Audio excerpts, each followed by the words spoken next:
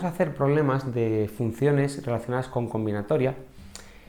Y el primer problema dice lo siguiente: si tenemos dos conjuntos A y B, conjuntos finitos, donde n es el número de elementos de A y m es el número de elementos de B, nos piden que hallemos el número de funciones en general de A en B y después el número de funciones que son inyectivas entre A y B. Para esto pues tendremos que suponer que n es más pequeño que m, porque si no, no tiene sentido. Entonces empecemos con el número de funciones de A en B. Lo que tenemos que pensar es cuántas maneras tenemos para construir una función de A en B.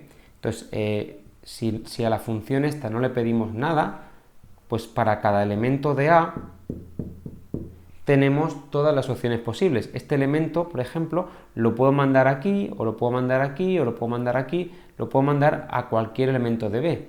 Para este elemento, de nuevo, tengo todas las libertades posibles, porque no estoy pidiendo inyectividad. Por tanto, este elemento, independientemente de dónde haya mandado el primero, puede ir a cualquiera de los elementos de B, y así sucesivamente. Es decir, para cada elemento de A tengo m opciones diferentes. Entonces, si lo que quiero es contar el número de funciones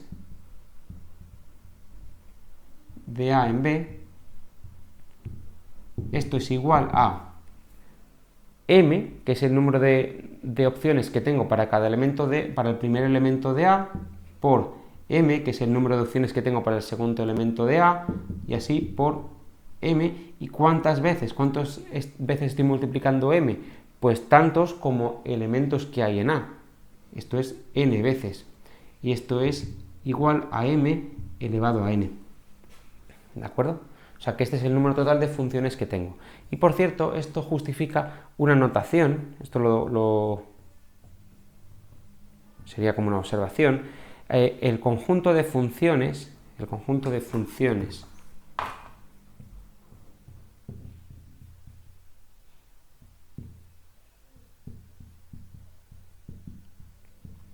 se denota a veces como i elevado a x, ¿vale? Y bueno, una justificación, no sé si es la única para esta notación, es que el número de elementos que tiene este conjunto, cuando los conjuntos son finitos, es el número de elementos del conjunto de llegada elevado al número de elementos del conjunto de partida, que es lo que hemos visto aquí. M es el número de elementos de B y n es el número de elementos de A. ¿De acuerdo? Para el segundo apartado, vamos a fijarnos ahora en qué tiene que ocurrir para que la función sea inyectiva. Pues para que la función sea inyectiva, si lo que hacemos es numerar los elementos de A, como hemos dicho antes, ¿no? Pues para el primer elemento de A, tengo todas las opciones posibles, ¿de acuerdo? Pero para el siguiente elemento de A, ya tengo una menos, porque no lo puedo mandar al mismo al que he mandado el primer elemento de A. Para el siguiente elemento de A tengo dos opciones menos, porque no puedo repetir ninguno de los valores que ya se han utilizado, y así sucesivamente. Entonces, si pensamos de la misma manera que antes, las funciones inyectivas serían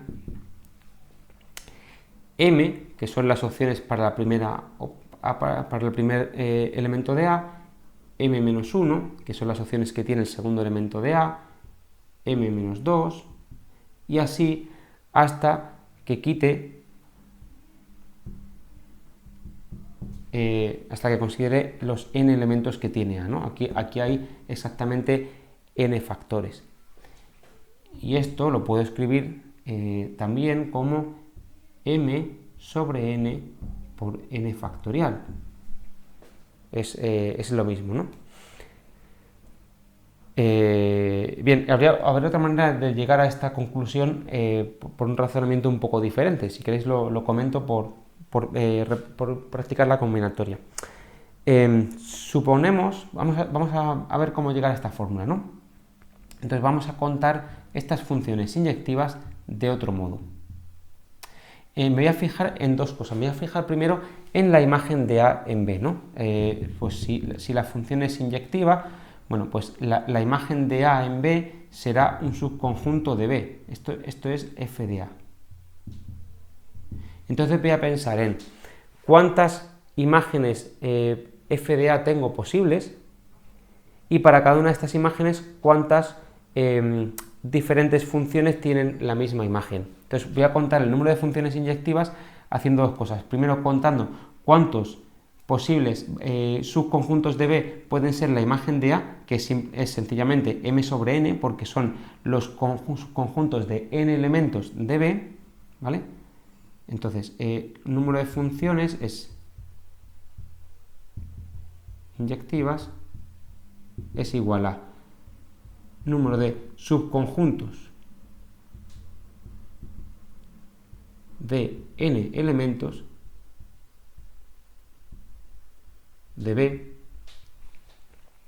y para cada uno de estos subconjuntos tengo n diferentes funciones, porque puedo hacer puedo reordenarlos de n factorial diferentes maneras, ¿no? O sea, cada reordenación de estos subconjuntos me da lugar a una función diferente. Entonces, reordenaciones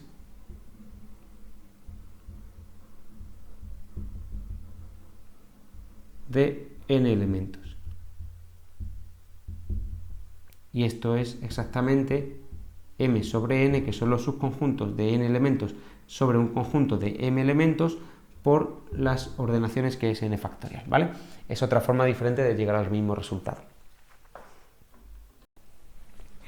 Vamos a hacer ahora este siguiente problema de combinatoria. Tenemos un conjunto de n elementos y me piden que calcule cuántos elementos hay en las partes de x por x y luego cuántas funciones hay de x a x por x, ¿vale? Para el segundo apartado voy a aplicar lo que hemos visto antes, entonces en realidad solo necesito saber cuántos elementos tiene x por x para responder el segundo apartado. Entonces vamos a ir paso por paso. Primero, si x tiene n elementos, entonces ¿cuántos elementos tiene x por x? Pues bueno, x por x, el producto cartesiano, siempre tiene el producto de los elementos de cada uno de los factores. Entonces aquí lo que tengo es n por n, igual a n cuadrado elementos, ¿vale? Eso es lo primero que voy a decir. Lo segundo es que las partes de un conjunto A, el número de elementos que tiene era 2 elevado al número de elementos del conjunto. Esto es siempre, ¿no? Luego, en particular,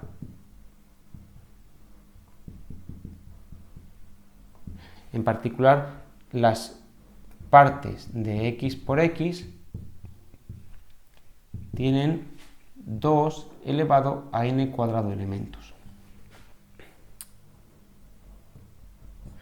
Y el tercer apartado, ¿cuántas funciones hay de x en x por x? Bueno, hemos visto en el problema anterior que el número de funciones que hay de a en b es el número de elementos de b elevado al número de elementos de a. Luego, esto es el número de funciones de x a x por x, es el tamaño de x por x, que es n cuadrado, bueno, voy a escribir funciones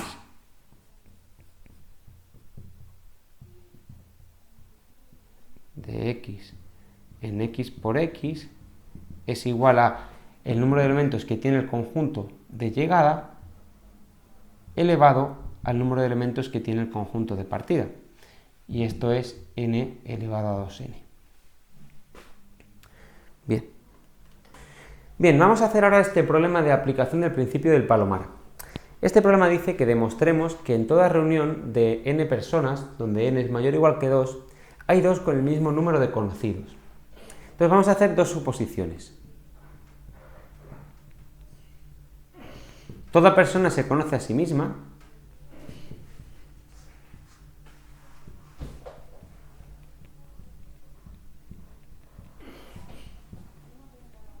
y la relación de conocerse es simétrica.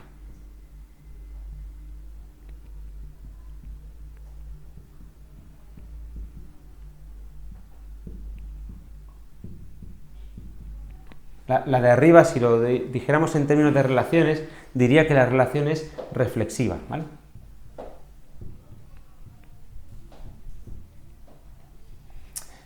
Y esto de simétrica quiere decir que si yo conozco a una persona, pues esa segunda persona me conoce a mí. Y con estas dos hipótesis, que son suposiciones razonables, vamos a demostrar esto, ¿no? Entonces, lo que vamos a hacer...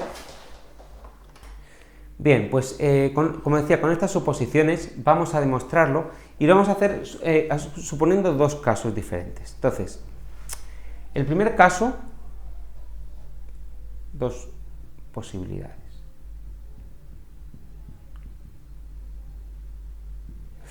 El caso 1 es que hay alguna persona que solo se conoce a sí misma, que no conoce a nadie más.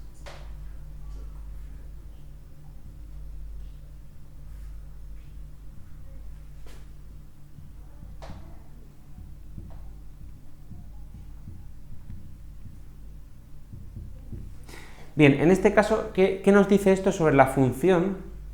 Consideremos la función que va de las personas a n, y que la función es, a cada persona p le dice cuántos, el número de conocidos.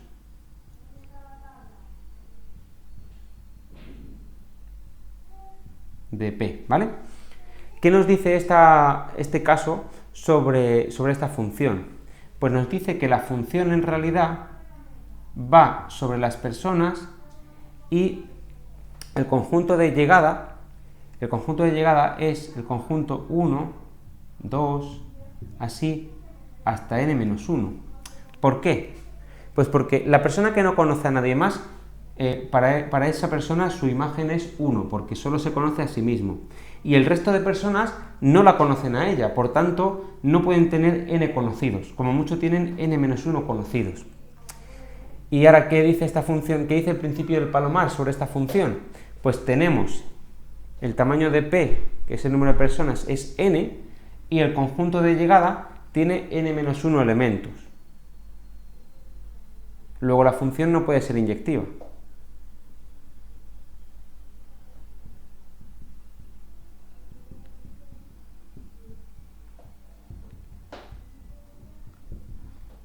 Y habríamos terminado, ¿no? Porque si la función no es inyectiva, hay dos personas que conocen el mismo número o tienen el mismo número de conocidos. Y el caso 2, razonaremos de forma similar, pero suponemos que no hay ninguna persona que no conoce a nadie más. O sea, toda persona conoce al menos a alguien. Es el caso complementario, ¿no?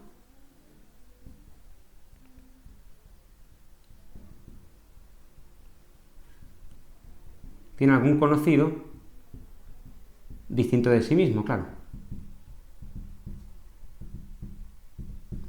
Bueno, pues este caso lo que dice sobre la función es que la función f va de p a ¿dónde? Pues si toda persona conoce a alguien más, pues al menos el conjunto de llegada empieza en 2, porque al menos toda persona conoce a alguien más. Y llega hasta n. Y por el argumento similar, aquí tenemos n-1 elementos, y aquí tenemos n elementos. Por el principio del Palomar también hay dos personas